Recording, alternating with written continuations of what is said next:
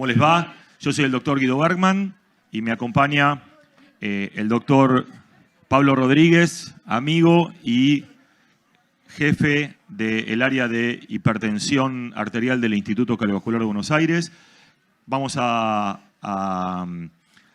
coordinar esta mesa de hipertensión arterial, donde hay varios temas totalmente novedosos y fuera de lo clásico, de lo que es la hipertensión arterial, y me parece que nos vamos a llevar muchas herramientas vinculadas a el manejo de algunos casos especiales, como puede ser el paciente resistente, como puede ser el paciente de guardia, qué pasa con el hiperaldosteronismo y el tema de la parte metabólica asociada, que Fiorella nos va a hablar un poquito de eso. Así que, querido Pablo. Guido, ¿qué tal? ¿Cómo les va? Nuevamente. Bueno, me toca empezar en esto y entonces vamos a hablar de este tema que es un tema actual, un tema controvertido, un tema difícil, pero que es hablar un poco de denervación renal y saber si esto en realidad es, como dice esta charla, el futuro presente en hipertensión arterial resistente. Y lo primero tenemos que decir de que es el presente, no el futuro. ¿Y por qué decimos que es el presente? Porque ya las guías internacionales consideran la denervación renal como una herramienta terapéutica útil en pacientes con hipertensión arterial resistente. Lo que ustedes ven en celeste a la izquierda es la guía de la Sociedad Europea de Hipertensión Arterial del 2023 y la que ven en amarillo es la guía de la Sociedad Europea de Cardiología de este año, y en ambos casos consideran a la denervación renal como una alternativa terapéutica válida en pacientes con hipertensión arterial resistente al tratamiento. Ahora, ¿por qué? ¿Por qué puede ser efectiva la denervación simpática renal? Y entonces, si es la denervación simpática renal, tenemos que pensar cuál es el rol del sistema nervioso simpático a nivel renal y qué tiene que ver con la presión arterial. Y esto es un trabajo de Esler de hace algunos años atrás, publicado nuevamente, donde se ve que en realidad en pacientes con hipertensión arterial esencial, que es lo que ustedes ven en las barras rojas, e independientemente de la edad de los pacientes, en los más jóvenes, pero también en la edad media de la vida y los pacientes más ancianos o con mayor edad, la actividad simpática renal medida por el spillover de norepinefrina, que es una forma de medir un poco la actividad simpática, siempre está aumentada en los pacientes con hipertensión arterial. Entonces, evidentemente, los pacientes con hipertensión tienen una actividad simpática aumentada. Y eso también ha llevado a que en realidad, si uno evalúa lo que es la actividad simpática, tenemos que evaluar de que tenemos una actividad aferente y una actividad eferente. Y que dependiendo dónde actuemos, vamos a ser más o menos efectivos. Y sabemos hoy por hoy que en la actividad eferente es donde parecería que actuando sobre esos nervios simpáticos eferentes es más efectiva la denervación renal. ¿Y por qué la actividad simpática tiene que ver con la presión? ¿Qué es los mecanismos que hacen que la actividad simpática renal aumente la presión arterial? Bueno, esencialmente son tres, y si tomamos realmente la noradrenalina como el neurotransmisor primario de esa actividad simpática, actuando sobre los receptores beta 1 a nivel del aparato sustraglomerular va a activar el sistema de renina-angiotensina.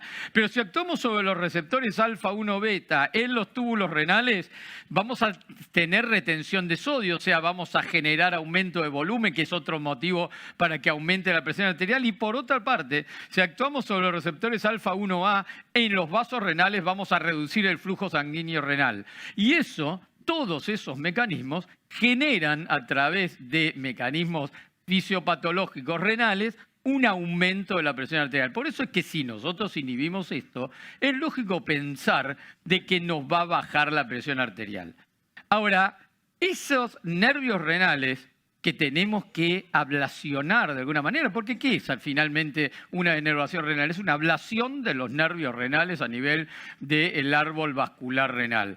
Y entonces tenemos que pensar de cuándo va a ser eficaz una denervación renal y tenemos que lograr denervar el nervio. Si logramos los nervios a nivel de las arterias renales, los nervios simpáticos van a correr de forma de que van a estar más lejos de la pared arterial cuando está más cerca del ostium de la arteria renal y más cerca de la pared arterial cuando estamos más distales, cuando estamos más cerca del hilio renal.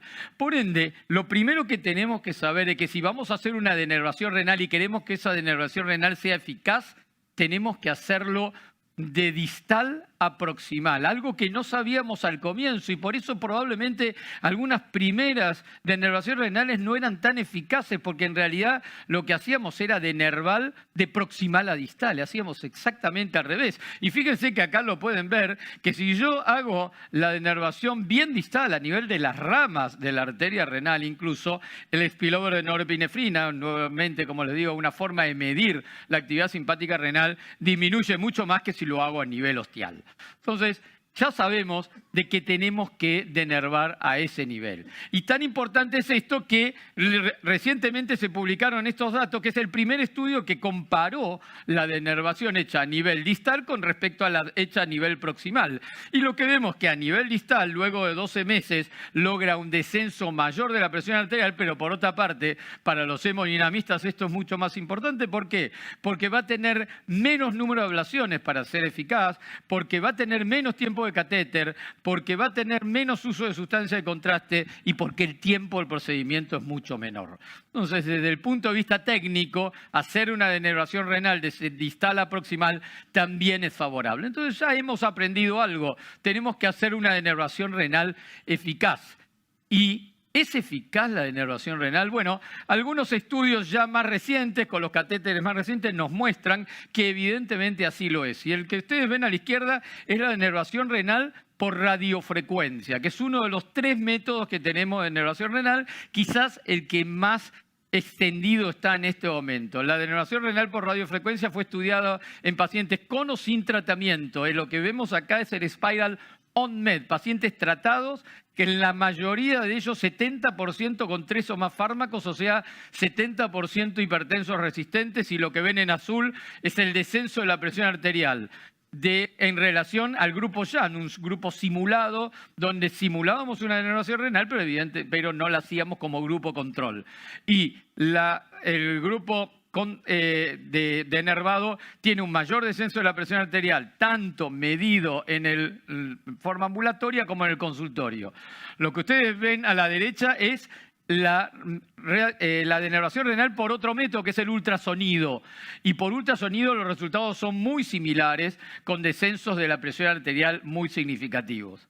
Y esto es un punto de comparación entre los primeros estudios, que son los que ustedes ven más allá, el Simplicity 1, un estudio que no había tenido ningún grupo de control, el Simplicity 2, tampoco un grupo de control que no era realmente bueno, el Simplicity 3, o sea, todos los estudios muestran que midiendo la presión, donde la midamos, tanto a nivel ambulatorio como a nivel de consultorio, la denervación renal es un método eficaz para bajar la presión arterial y que por ende es una herramienta que es útil en pacientes con hipertensión arterial resistente. Ahora, ¿qué nos falta saber sobre denervación renal? Nos falta saber todavía muchas cosas. Y este es un listado.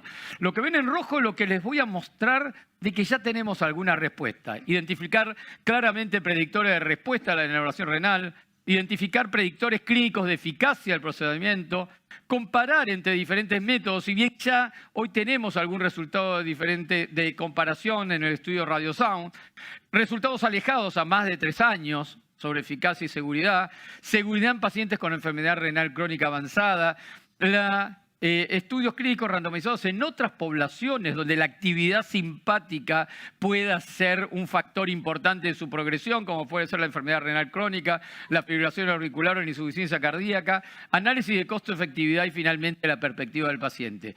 Y una diapositiva y muy breve para cada uno de esos temas que vimos en rojo. Y lo primero, ¿podemos predecir la respuesta a la denervación renal? Y yo solamente pongo énfasis en lo que es el gráfico de la frecuencia cardíaca. Algo tan simple como tomarle el pulso al paciente nos puede decir cuál es el paciente que va a responder mejor, porque sabemos que la frecuencia cardíaca muchas veces es un indicador de actividad simpática. Y lo que vemos acá, que aquellos pacientes que tenían mayor frecuencia cardíaca eran los que mejor respondieron a la denervación renal. Pero también la sensibilidad a la sal, en este caso medida a través de un método indirecto basado en los valores de presión arterial sistólica nocturna y la variabilidad de la misma en la presurometría, que es un índice indirecto de sensibilidad a la sal, nos mostró de que aquellos con mayor sensibilidad a la sal eran los que mejor respondían. Lo otro que teníamos que saber, ¿hay resultados más allá de 3 años, que era lo que tenía? Sí, aparecen los primeros resultados. Este es un seguimiento a 10 años de 39 pacientes y lo que vemos es que el efecto sobre la presión arterial se mantiene aún 10 años después en los pacientes y sin deterioro de la función renal, porque el deterioro del filtrado glomerular es el mismo que podría tener cualquier persona que tenga 10 años más. El tercer punto es, ¿podemos usar la denervación renal en pacientes con enfermedad renal crónica avanzada? Los datos hasta ahora son bastante pobres. Este es un metaanálisis que incluye solamente 226 pacientes, pero nos muestra que aparentemente en pacientes con enfermedad renal crónica avanzada, la denervación renal también podría llegar a ser un método eficaz. Y finalmente, lo que todos nos preocupa, tenemos una técnica que es fundamentalmente cara, entonces tenemos que saber si es costo efectiva. Y estos 2 estudios hechos en Inglaterra nos muestran a la izquierda con el catéter de ultrasonido, a la derecha con el catéter de radiofrecuencia, que en ambos casos la denervación renal resultó costo efectiva. ¿Por qué? Porque estos estudios nos dicen que si cualquier método nos sale menos de 20.000 libras esterlinas por año de calidad de vida ganado, es un método efectivo. Y ustedes lo pueden ver ahí, de que en el caso de la denervación por ultrasonido salió 5.600 libras y en el caso de la denervación por radiofrecuencia salió alrededor de 13.000 libras, o sea que en ambos casos sería costo efectivo. Por ende, y para terminar entonces, la denervación renal es un método eficaz y seguro que debiésemos contemplar como una alternativa fundamental en el tratamiento de pacientes con hipertensión arterial resistente. Los costos del procedimiento constituyen sin duda el principal obstáculo en este momento y para eso necesitamos que bajen para poder considerarlo en número mayor de pacientes y tener en cuenta que la denervación renal debe ser hecha por personal entrenado en centros que tengan experiencia en el manejo de esta técnica. Muchas gracias. ¿Me presento yo, Janina? Obviamente todos tenemos un montón de preguntas, las vamos a dejar para el final, sobre no sé cuándo indicarla, al principio, al final. Vamos a charlar de eso después. Janina Contín, la doctora Janina Contín, es del equipo de hipertensión arterial del ICVA, nos va a hablar sobre algo muy interesante, que es el manejo de la hipertensión arterial en la sala de emergencias. Así que esperemos que sea lo más práctico posible para todos nosotros. Bueno, hola, ¿qué tal? Buenas tardes. Vamos a hablar algo del día a día. Fíjense que el título es Manejo de la hipertensión arterial en la sala de emergencias y esto es así porque estamos incluyendo a todo paciente que tenga presión arterial mayor a 140/90 en la sala de emergencias. Por lo tanto, estamos incluyendo a los pacientes con emergencias hipertensivas, que más adelante definiremos, pacientes con urgencia hipertensiva, pacientes con hipertensión no controlada, asintomática, y pacientes con pseudocrisis hipertensivas que los vamos a incluir dentro de las urgencias hipertensivas. Fíjense que hablando un poco de la epidemiología y la importancia de estos, tenemos que el 2% de los ingresos a las salas de emergencia son por crisis hipertensivas, que el 1 al 2% de los pacientes hipertensos las van a presentar en algún transcurso de su vida, que la incidencia está en aumento y que la mortalidad va a variar de un 4.6 a un 0.7, dependiendo si es emergencia o urgencia, llegando a más de un 70% anual. Además de eso, los pacientes tienen algunas características como el hecho de que son mayores de 60 años, masculinos. Habitualmente un tercio de ellos tienen diabetes o enfermedad cardiovascular establecida. Generalmente son todos hipertensos previamente y los factores relacionados al ingreso a la sala de emergencias tienen que ver con la baja adherencia o suspensión al tratamiento, abuso de sustancias ilícitas y control deficiente de factores de riesgo. Acá a mi costado van a ver un gráfico de torta. Esto es del estudio REACE. Es un estudio que se hizo de relevamiento de hipertensión severa en los servicios de emergencia de nuestro país en el año 2006. Y fíjense que el 86% de los pacientes tenían hipertensión severa sin daño de órgano blanco. ¿Qué quiere decir esto? Que la mayoría de nuestros pacientes son urgencias hipertensivas. Hablando un poco de los mecanismos para aumento de la presión arterial en la sala de emergencias, fíjense que muy interesante este gráfico, donde podemos ver factores relacionados al paciente o factores relacionados al ámbito hospitalario. Y para nombrarlos rápidamente, los factores relacionados al paciente tienen que ver con condiciones clínicas asociadas, como una tormenta tiroidea, hipertensión crónica no controlada, respuesta biológica a estímulos como el aumento del cortisol o catecolaminas, estrés agudo, ansiedad, dolor, estrés mismo del paciente, la famosa hipertensión nerviosa, como todos la conocen, el uso de medicamentos que pueden aumentar la presión arterial, como por ejemplo AINES, corticoides, algunos preparados herbales, el inadecuado descanso nocturno en los pacientes que están hospitalizados. El paciente está en el hospital, probablemente no duerma bien por cuestiones inherentes a la internación misma, a que los controlan, a que están en un ambiente distinto, el estrés de la internación. La inadecuada técnica para la toma de la presión arterial, con qué equipos le tomamos la presión a los pacientes, de qué manera, si están acostados, cómo están, si están estresados, y cambios en el tratamiento ambulatorio. Muchas veces estos pacientes les modificamos el tratamiento ambulatorio con el cual su presión estaba controlada en pos de la internación que estamos teniendo. Hablando de emergencias hipertensivas y definiéndola un poco, es aquella hipertensión severa, estamos hablando mayor a 180-110, a la cual se le suma daño agudo de órgano blanco, y fíjense que se abre un abanico de posibilidades dependiendo el daño de órgano blanco y dependiendo la causa subyacente, desde un ACV, un síndrome coronario, un síndrome aórtico o incluso un trastorno hipertensivo del embarazo. ¿Cómo evaluamos el daño de órgano blanco? Lo evaluamos a través de estudios básicos y estudios específicos para determinar las causas de los mismos, que vamos a ir pidiendo dependiendo del examen físico y la sospecha clínica.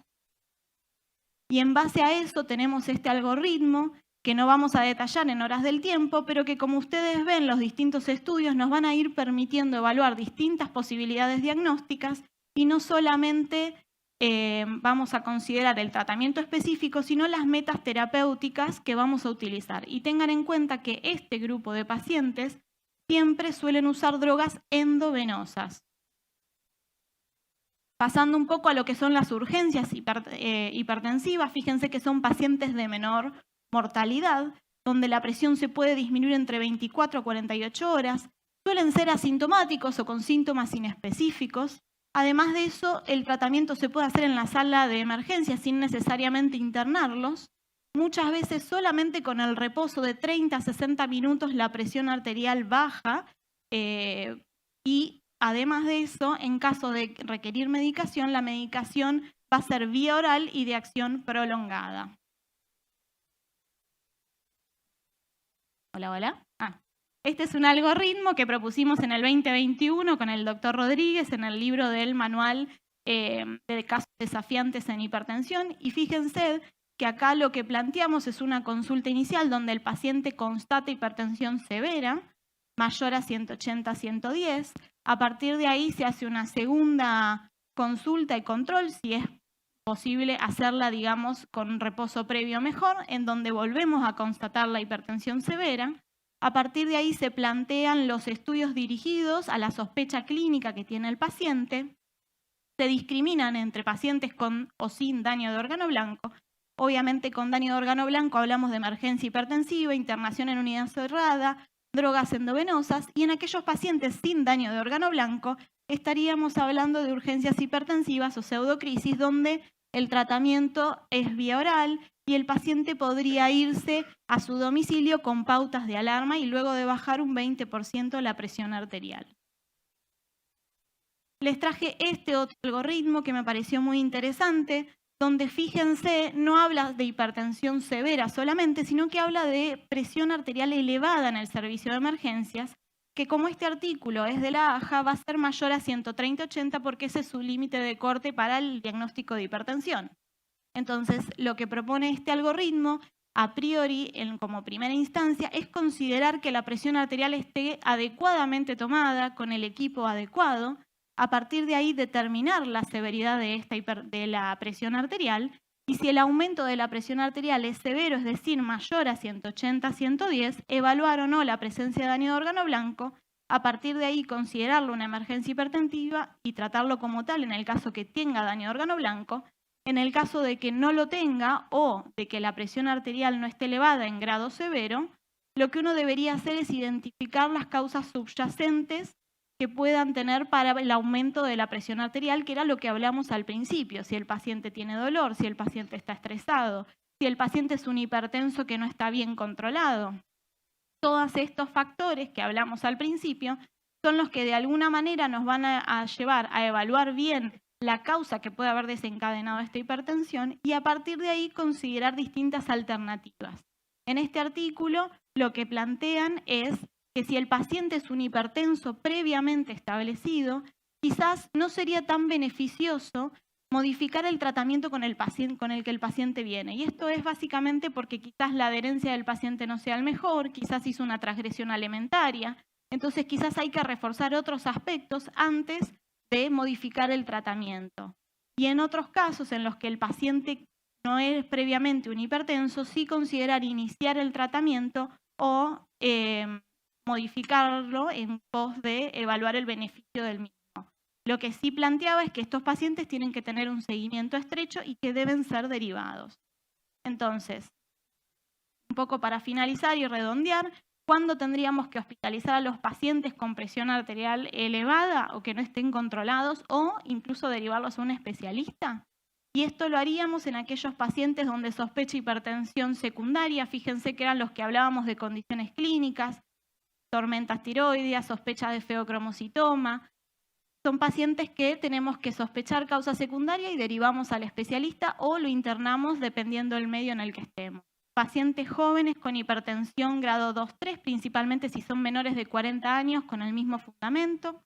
Pacientes con una rápida progresión de la hipertensión o un debut de su hipertensión en grado 3. Pacientes con hipertensión resistente que deben ser evaluados detalladamente.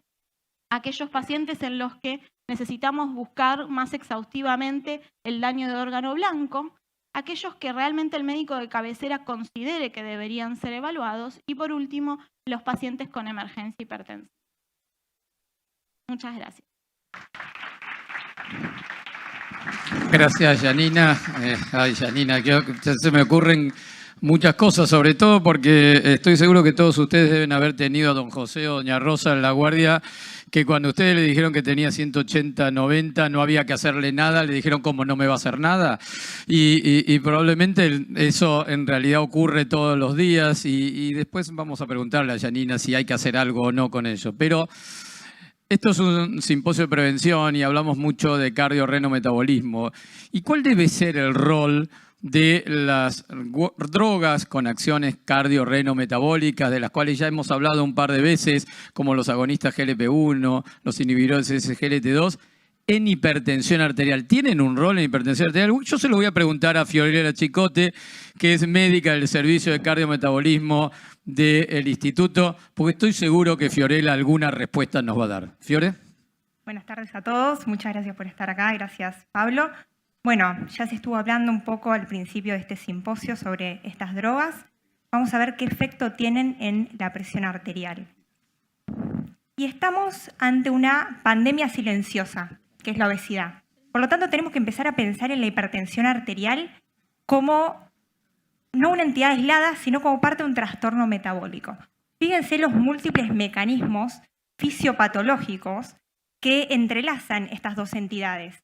Uno de los más importantes es el aumento del volumen plasmático, secundario a una reabsorción de sodio en el riñón por la activación del sistema nervioso simpático, la activación del sistema renina-angiotensina, aldosterona que tienen las personas con obesidad, y además la compresión renal que produce la grasa a nivel visceral, retroperitoneal y perirrenal. Pero hay más.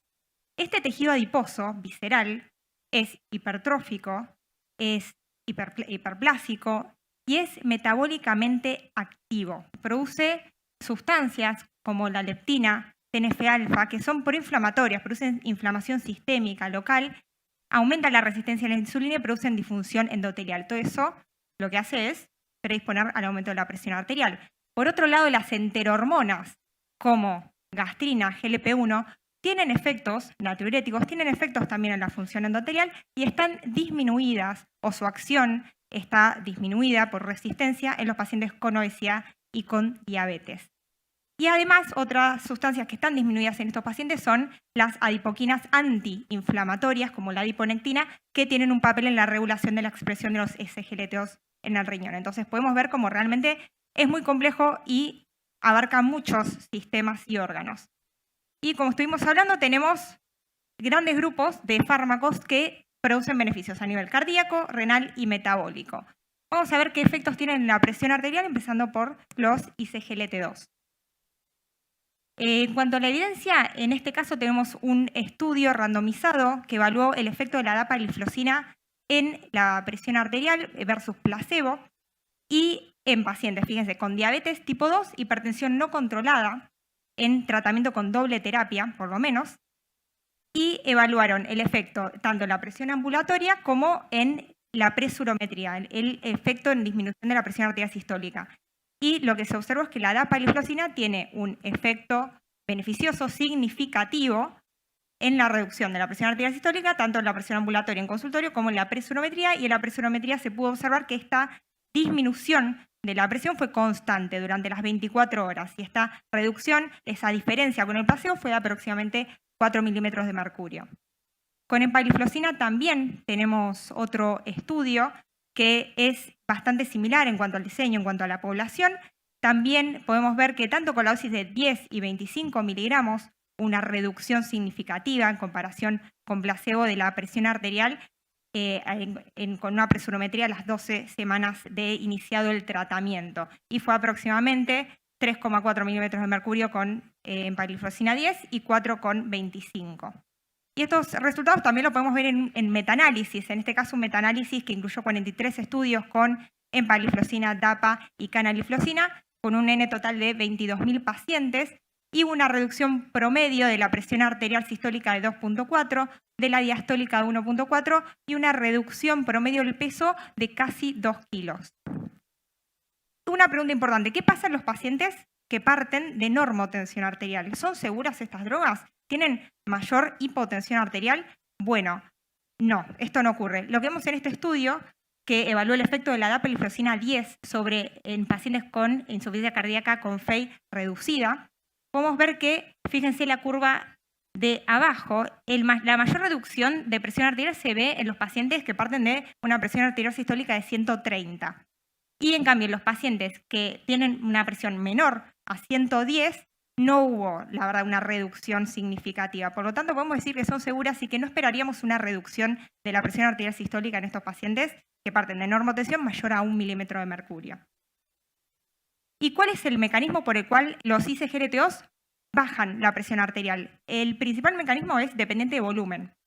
Recordemos que al bloquear los SGLT2 en el túbulo contorneado proximal, disminuyen la reabsorción de sodio y glucosa, esto es sensado por la mácula densa, y se restablece el feedback túbulo-glomerular.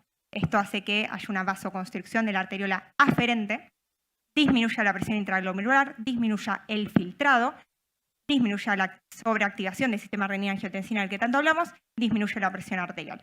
Hay otros mecanismos que también son propuestos, como esta leve reducción en el peso que tienen y un efecto directo a nivel endotelial y a nivel del músculo liso vascular. Vamos con el otro grupo de fármacos que tanto hablamos, los agonistas de GLP-1. Dentro de este grupo encontramos el liraglutide y el semaglutide. El liraglutide en dosis de 3 miligramos día y el semaglutide en dosis de 2,4 miligramos por semana han demostrado tener efectos en la reducción del peso mucho mayores que otros fármacos aprobados para la obesidad. Y también se observó que tienen un efecto en la reducción de la presión arterial. Esta información la tenemos principalmente de estudios que evaluaron estas drogas en poblaciones con obesidad, no estudios dirigidos, diseñados para evaluar el efecto en la presión arterial, como vimos con los ISGLT2. Pero vamos a ver algunos de ellos. En el caso del liraglutide, este es el programa SCALE, que incluyó pacientes con obesidad y prediabetes a recibir liraglutide 3 miligramos versus placebo. Y podemos observar que en los pacientes que recibieron liraglutide 3 miligramos, una reducción significativa de la presión arterial sistólica de aproximadamente 2.8 milímetros de mercurio, pero también, y esta reducción fue temprana y sostenida. Y también podemos ver que el grupo placebo hubo una reducción. Esto es porque estos programas vienen de la mano de un acompañamiento, consejo de cambios en el estilo de vida. También hubo una reducción, aunque con un menor impacto, de la presión arterial diastólica. Y en el caso del semaglutide, este es un metaanálisis de 13 estudios del programa STEP. También en este estudio incluían pacientes con obesidad sin diabetes, en un total de 3.000 pacientes, y los dividieron en 4 grupos. Uno, un grupo de hipertensión general, que eran pacientes con sistólica mayor a 130 o que tenían diagnóstico de hipertensión arterial y estaban medicados. Otro subgrupo con presión arterial mayor de 130, otro subgrupo con presión arterial mayor a 140 y otro subgrupo con hipertensión arterial resistente. También se observó en todos, en realidad, en la cohorte y en la hipertensión general, que una reducción significativa de la presión arterial sistólica de aproximadamente 5 milímetros de mercurio. No solo eso, sino que estos pacientes, en los pacientes con semaglutide, hubo una reducción de la dosis y de la medicación antihipertensiva comparada con el placebo. ¿Y cuáles son los efectos de los GLP-1? Repasando un poco, recordemos que tiene un efecto a nivel del páncreas, estimulando la secreción de insulina, pero dependiente de la glucemia. Quiere decir que no producen hipoglucemia. También tiene un efecto a nivel del sistema nervioso central, produciendo sensación de saciedad. Y tienen efectos a nivel del tubo gastrointestinal, disminuyendo el vaciamiento gástrico. ¿Y cuáles son los principales mecanismos que se proponen en cuanto a este efecto antihipertensivo? Uno es la disminución del apetito, la disminución del peso. En el metaanálisis que les mostré recién, el análisis final era que el 89% de la explicación de esta reducción de la presión arterial era secundaria a la disminución del peso, ¿sí? Pero otros mecanismos propuestos son la natriuresis y un efecto directo por receptores de GLP-1 en el endotelio vascular que produce vasodilatación. Entonces, para terminar, yo esto no lo nombré porque hablé de farmacoterapia, pero recuerden que el abordaje de un paciente con hipertensión debe ser integral, tanto para definir las metas como para definir qué tratamientos se van a usar, pero sobre una base de cambios intensivos del estilo de vida, ¿sí? Esto es alimentación saludable y actividad física. Y que para concluir, este grupo de fármacos, aunque no están catalogados como fármacos antihipertensivos, han demostrado tener efectos modestos, como vimos, pero clínicamente significativos en la presión arterial. Muchas gracias. Espectacular, Fiore. Bueno, le damos la palabra al doctor Vittorio Falco, que es médico diabetólogo del equipo de diabetes del Instituto Cardiovascular, y él nos va a hablar de algo que a todos nos ha pasado muchas veces y que hay que sospecharlo, y hemos tenido esos pacientes que vienen con un fármaco, 2 fármacos, 3 fármacos, no controlan, y tal vez antes de mandarlo a denervar, tenemos que pensar algunas otras cosas. Así que nos va a hablar del hiperaldosteronismo primario, esta causa perdida que también hay que sospechar. Bueno, muchas gracias por estar hoy acá, compartir conocimientos. Primero vamos a definir hiperaldosteronismo, que son aquellas condiciones clínicas que están debido al exceso de hormonas esteroideas con acción mineralocorticoide, y siempre tenemos que pensar en diagnósticos diferenciales cuando estamos buscando hipertensión hiporreninémica, ¿sí? Y hablando específicamente del hiperaldosteronismo primario, es una enfermedad que se da por la producción autónoma de aldosterona que da como resultado una supresión en la renina. No tenemos datos de prevalencia en Argentina y fíjense que los datos de prevalencia en el mundo son realmente escasos, entonces si no sospechamos, si no estudiamos, nunca vamos a poder encontrar las causas de hipertensión en nuestros pacientes. Es una enfermedad infradiagnosticada y representa aproximadamente entre el 6 al 18% de la hipertensión. Menos de 1% de los pacientes son sometidos a prueba para hiperaldosteronismo primario. Tiene mayor mortalidad cerebrovascular y renal que la hipertensión esencial emparejados por sexo, edad y mismo grado de hipertensión. En comparación con pacientes con hipertensión esencial, tienen 6 veces mayor riesgo de tener un infarto y 4 veces mayor de tener un ACV. Y el estudio PAPI demostró que los pacientes que tienen hiperaldosteronismo primario versus aquellos con hipertensión resistente tienen 4 veces más riesgo de tener una fibrilación auricular. Si vamos a pensar en las causas de hipertensión por causas suprarrenales, tenemos que pensar obviamente en el hiperaldosteronismo primario y tener esto en cuenta porque es un error que quedó desde mucho tiempo, que seguramente lo aprendimos en la facultad, y que la causa más frecuente es la hiperplasia bilateral, ¿sí? Como segunda causa es el adenoma productor de aldosterona, ¿sí? O como se lo conocía antes, síndrome de Cohn, ¿sí? También saber que tenemos otras causas de hiperproducción de aldosterona, ya sea por un carcinoma adrenal o los hiperaldosteronismos familiares o remediable con glucocorticoides, que también los tenemos que tener en cuenta. Entonces, si vemos la evolución de la enfermedad de un paciente que tiene un hiperaldosteronismo primario, si ven en el gráfico, tenemos que empezar a pensarlo en estadios 1 o 2 de hipertensión, que no ocurre, porque los pacientes con hipertensión resistente solo menos del 2% son estudiados, ¿sí? Entonces estamos llegando tarde a un diagnóstico, si es que llegamos, en un paciente que seguramente ya tuvo impacto cardiovascular por aldosterona. Esta es una síntesis de un metaanálisis que demuestra que los pacientes con hiperaldosteronismo primario tienen mayor enfermedad coronaria que aquellos pacientes con hipertensión de otras causas y mayor riesgo de ACV, principalmente de ACV. ¿Y esto por qué se da? Porque la aldosterona tiene impacto sobre la vasculatura, produce progresión de aterogénesis y tiene impacto a nivel metabólico, ¿sí? Los pacientes con hiperaldosteronismo tienen mayor riesgo de síndrome metabólico, diabetes, obesidad. Estamos hablando de una causa suprarrenal, también pueden tener cosecreción de cortisol, ¿sí? Además, se le suma el impacto en la enfermedad renal que tiene y todo esto lleva a la enfermedad isquémica del corazón. Entonces, ¿a quién debemos examinar para un estudio de hiperaldosteronismo? ¿Cuándo lo vamos a sospechar? Entonces, en esta revisión, en hipertensión estadio 1, se encontró que entre el 6 y el 8% de los pacientes pueden tener hiperaldosteronismo. En hipertensión grado 2, del 8 al 15%, fíjense cómo va progresando. En hipertensión estadio 3, del 13 al 19%. Y en hipertensión resistente, del 14 a 23%. Entonces, estoy seguro que en consultorio vemos muchos pacientes en estadios 2 y 3 que no estamos sospechando esta causa. Y la probabilidad de tener hiperaldosteronismo obviamente se relaciona con la gravedad de la hipertensión y el tiempo en el que se presenta. Entonces esta es una revisión de 2024 donde vieron las últimas guías y los últimos consensos para ver a quién deberíamos sospechar. Entonces ya tenemos los clásicos, los que ya sabemos desde el último consenso de 2016 y se fueron agregando otros.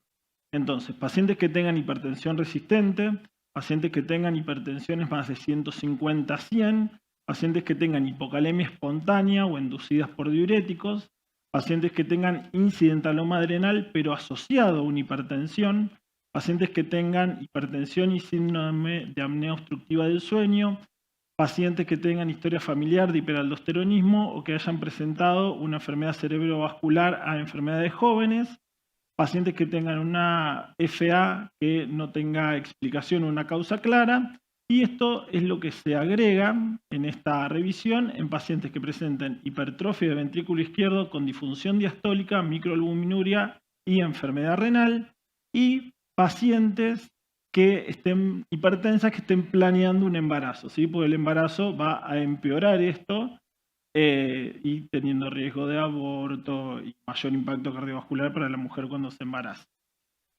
Los consensos, dependiendo qué autores leamos, van a ser las recomendaciones que dan.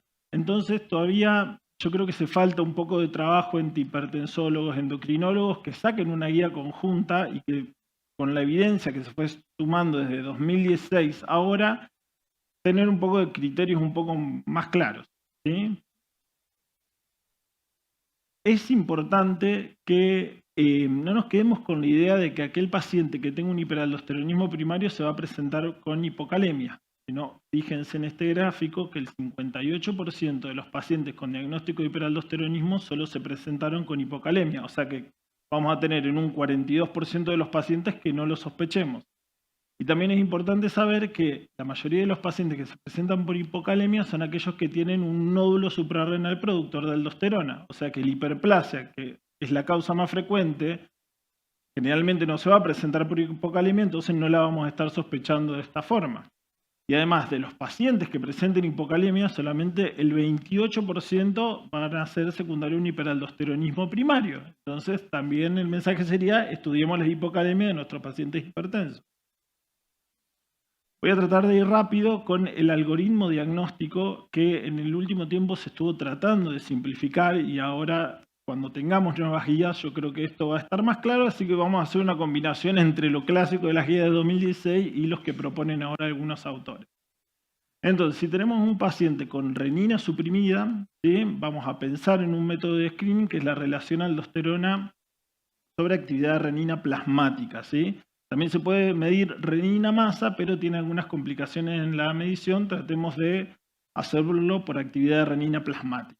Entonces, si tenemos una relación mayor de 36, deberíamos hacer un test confirmatorio, pero en pacientes que tengan hipocalemia, que tengan una hipertensión grado 2, 3, con una aldosterona mayor de 15 o 20, dependiendo quién sea el autor que leamos, podemos evitar hacer un test confirmatorio.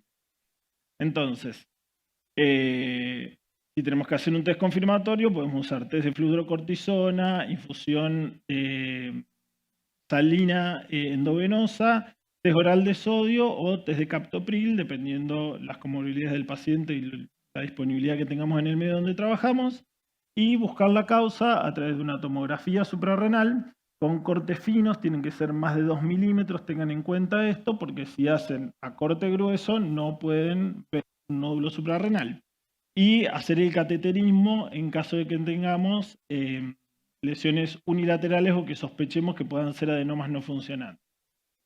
Entonces, si confirmamos una lateralización, ¿sí? Veremos si el paciente es candidato a una adrenalectomía o si hacemos tratamiento médico.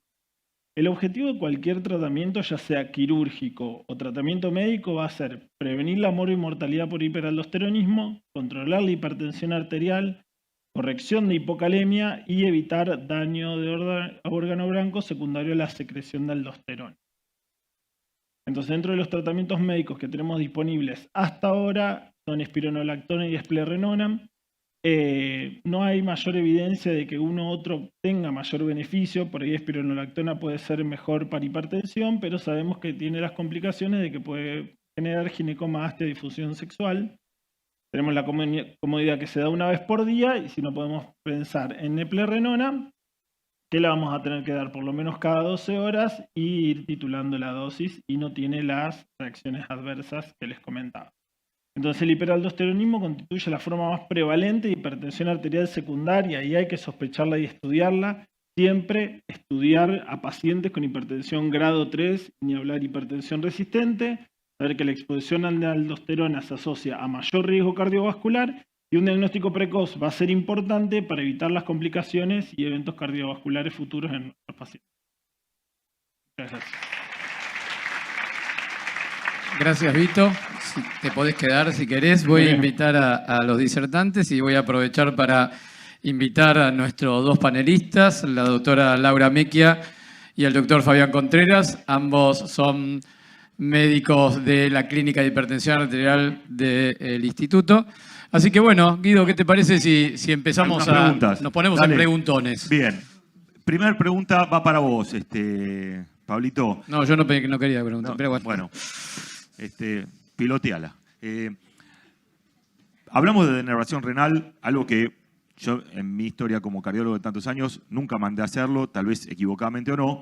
Mi pregunta es, cuando nosotros vemos un paciente dislipémico, sabemos que viene con 190 LDL, el paciente será resistente a tomar, pero ya sabemos que va a ir con 1, 2 drogas, que tenemos que bajarlo, ya sabemos a dónde queremos llegar. Nos pasa también con la hipertensión arterial. Si el paciente viene con 180, 120 sistólicas, sabemos que posiblemente combinemos drogas y demás cosas. ¿Hay alguna situación en la que vos mirás al paciente y decís, este paciente va a terminar en denervación renal, que lo podés prever, o simplemente es la etapa final del no control con medicamentos? No, hoy por hoy la denervación renal es una alternativa terapéutica en pacientes con hipertensión arterial resistente al tratamiento, definiendo claramente la verdadera resistencia. Vos antes dijiste algo muy importante que a veces te pasa y desapercibido y que realmente es importante. Primero, antes que nada, tenemos que estar seguros que es un resistente al tratamiento, porque Víctor lo dijo, 30% a veces de los pacientes con hipertensión resistente, 25, 30, por ejemplo, tienen hiperaldosteronismo primario. Y otros tienen trastornos renales, y otros tienen apnea obstructiva del sueño, y otros no toman la medicación, que es lo que pasa en la mayoría de los pacientes. Entonces, tenemos que estar seguros que es un verdadero resistente. Y después, si hay todavía, yo mostré algún dato preliminar de probables predictores de respuesta, que nos digan este paciente puede responder mejor. Hoy por hoy hay una única población que no hay duda que es una gran candidata a la denervación renal, que son los refractarios. Antes resistente o refractario era lo mismo. Hoy refractario es la instancia más grave de la hipertensión, el que no responde a 5 fármacos, incluyendo espironolactona. O sea, ese paciente se sabe que el mecanismo fundamental en esos pacientes es la hiperactividad simpática. Entonces, probablemente esa sea la población donde mayor eficacia tenga la denervación renal. Y en base a eso, si yo tengo que investigar, ¿viste? Vos hablaste, tengo que pedirle el análisis al paciente de renina, aldosterona, ¿cómo lo pido? ¿Le suspendo los IECA antes? ¿No se los suspendo? ¿Cuánto tiempo? Porque hay una cuestión técnica ahí que para no confundirnos. No sé si puedo hablar por acá. Sí, perfecto. Bueno, siempre tener en cuenta que IECA ARA2 pueden producir falsos negativos, entonces siempre hay que tenerlos en cuenta, ¿sí?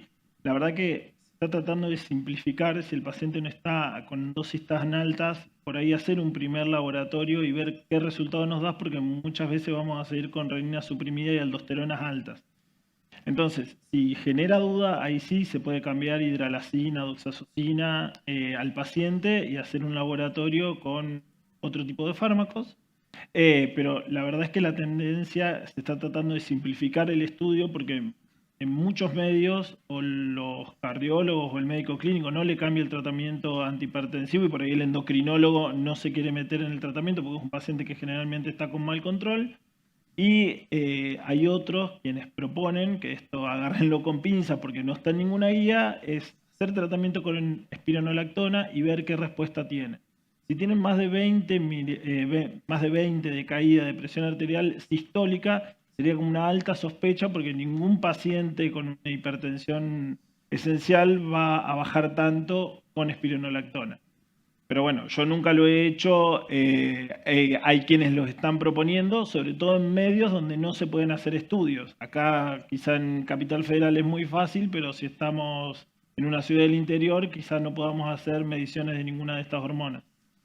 Laura, ¿qué nos podés contar? ¿Qué pregunta tenés? ¿Querés preguntarle algo? Porque Janina dijo muchas cosas, Fiore. Contanos. Bueno, sí.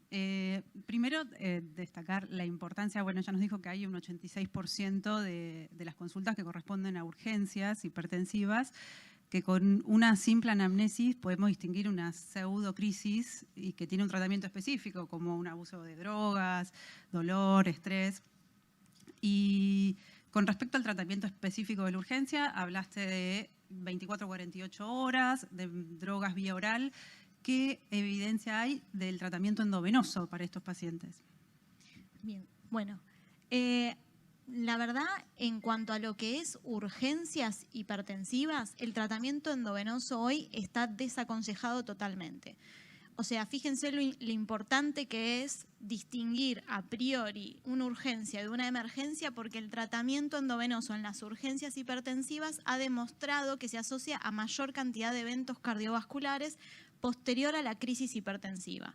Entonces, fundamentalmente, las urgencias deberían evitarse usar el tratamiento endovenoso. La única emergencia, aprovecho para comentar, lo que quizás pueda llegar a tratarse con medicación vía oral es los trastornos hipertensivos del embarazo, donde el labetalol vía oral se puede usar de igual manera que el endovenoso. Pero como regla general, emergencias es endovenoso, urgencias es tratamiento vía oral y de acción prolongada, ¿sí? Nada sublingual preferentemente de tipo de nitritos ni nada de eso, ¿sí?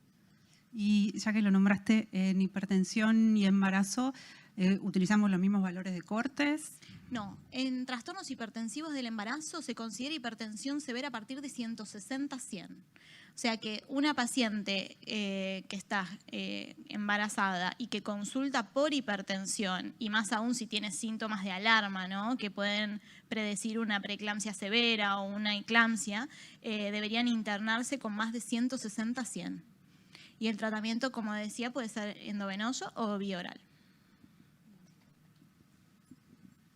Fabián. Bueno, siguiendo con la línea de que hoy estamos hablando de cardiometabolismo, vimos como que diferentes acciones actúan en diferentes niveles. Vimos las charlas de rehabilitación, cómo mejoran la resistencia a la insulina, cómo mejoran la isquemia, cómo mejoran la hipertensión. Y vos hablaste de denervación renal, Pablo. Y la denervación renal implica una disminución, como decías vos, del spillover de adrenalina y de noradrenalina, que sin ninguna duda actúan a nivel de la presión. Y mi pregunta es si hay alguna evidencia, digamos, adrenalina y noradrenalina son dos hormonas contrarreguladoras de la insulina. No sería descabellado pensar que un paciente prediabético, por ejemplo, sometido a denervación, en el tiempo quizás progrese menos a diabetes, o que un diabético requiera menos medicación. No sé si hay alguna evidencia preliminar de esto.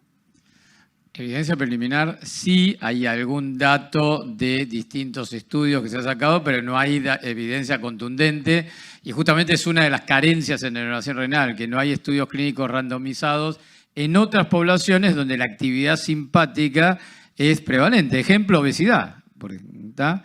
Entonces, no hay datos que puedan hacerla. No soy muy optimista de que en prediabético podamos hacer denervación renal, ¿no? Pero bueno, qué sé yo, en el futuro quizás sí. Pero hoy por hoy no hay mucha evidencia disponible. Desde el punto de vista fisiopatológico, pensándolo, puede ser, pero no tenemos datos. Fiore, quiero preguntarte algo. Hablamos de los inhibidores y hablamos de los agonistas para la presión arterial. Y parecería ser como que hay todo un tema medio fisiopatológico de abordaje de los pacientes, ¿no? ¿Considerás que ese paciente que viene con la presión arterial no tan controlada, antes de agregarle otro antihipertensivo o antes de duplicarle la dosis, le debería agregar un inhibidor o un agonista GLP-1? No, la verdad que no. Esto es importante entenderlo, como dije en las conclusiones, no son fármacos que están catalogados como antihipertensivos. Al paciente hay que controlarle la presión arterial con los fármacos antihipertensivos que nosotros conocemos. Ahora, estos fármacos los vamos a usar por los beneficios cardíacos, renales o de control metabólico según cuál sea el perfil de nuestro paciente. Tenemos que saber que tienen un efecto modesto, como comenté, la presión arterial, pero no lo usaría como antihipertensivo, ¿no?, como dirigido a regular la presión arterial. Si el paciente, ya sea en la consulta o de forma por presurometría, está hipertenso, le tenemos que controlar la presión arterial con los fármacos según... Y en aquel paciente que tiene, qué sé yo, 150, 80 y es un poco gordito y tiene la glucemia en el límite, ¿no te la jugás a darle un inhibidor antes de, como dijiste, sostienen el tiempo, capaz que lo lleva a bajar de peso, o un agonista para ver si le regulo ya con eso, o primero voy a la presión arterial y después veo el tema de... Puedo hacer las dos cosas al mismo tiempo. Puedo controlar la presión arterial, puedo indicarle un agonista y evaluar en el tiempo si hay pacientes que disminuyen al principio. No es lo más común, pero al principio disminuyen mucho de peso y hay que desescalar la medicación. Prefiero hacer eso antes que dejar al paciente hipertenso. Vito, las últimas guías europeas de la Sociedad Europea de Cardiología en hipertensión arterial proponen en forma muy desafiante que a todos los hipertensos habría que medirle renina. ¿Por qué? Porque dicen que al fin de cuentas va a ser la única forma de encontrar hiperaldosteronismos, por ejemplo. Y también es cierto, en algo que vamos a discrepar probablemente un poco, porque por lo menos yo lo hago todos los días, si yo a un paciente le doy un IECA o un ARA2, la renina bajo ningún punto de vista puede estar abolida, porque si yo estoy inhibiendo el sistema, tiene que estar alta o normal, porque si está abolida me está diciendo hay mucha aldosterona dando vuelta probablemente. Entonces, pero vos qué pensás más allá de esa cuestión? ¿Tenemos que pedirle renina a todos los hipertensos como dentro de lo que es el análisis, el laboratorio inicial de los pacientes? Yo diría a todos los hipertensos, no. Debería ver qué paciente, cómo evoluciona su hipertensión o cómo debutó su hipertensión, qué grado de hipertensión tiene, y pedirle renina y también pensar en un Doppler renal. Porque si vamos a estar viendo únicamente la renina, seguramente nos estemos olvidando de algunas otras causas. Entonces, siempre también tener en cuenta el Doppler renal. Yo no sé si daría la recomendación a todos los hipertensos, pero sí seguramente a partir de hipertensión grado 2, 3, ni hablar de hipertensión resistente, vería a ver dónde estamos parados. Quería preguntarte qué utilidad tiene la aldosterona urinaria en el diagnóstico de hiperaldosteronismo. Bueno, el tema de la aldosterona urinaria sería más estable en pacientes que están con hipertensiones más altas, pero todavía no están las guías. Son propuestas de autores o en consensos, pero no están en las guías. Y en nuestro medio no es tan fácil encontrar un laboratorio que mida aldosterona urinaria. Entonces, yo creo que a los fines prácticos de todos los días, iría por lo clásico, buscar una relación y ver cómo tiene la renina suprimida y ver cómo es la actividad de renina plasmática.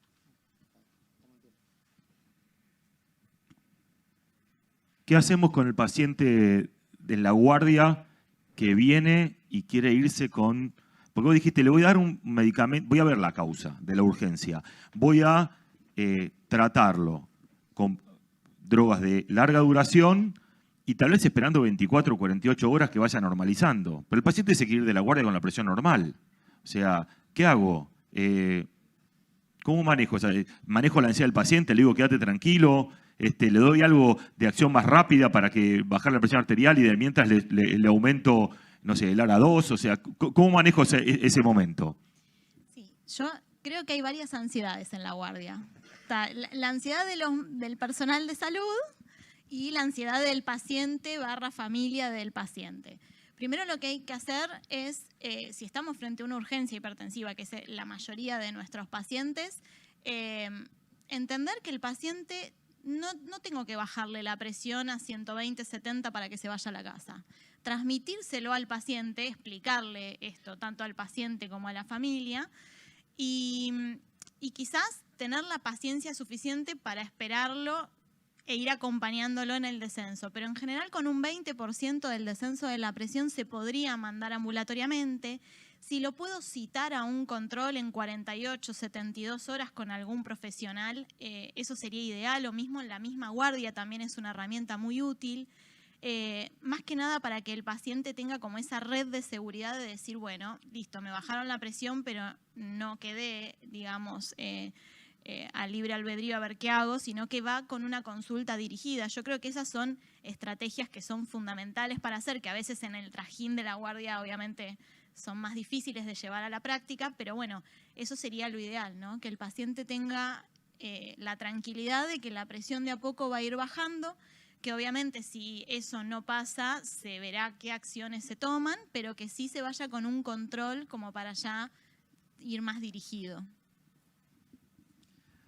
Bueno, por más que acá dice que tenemos más minutos, yo sé que no es cierto esto, nos están mintiendo.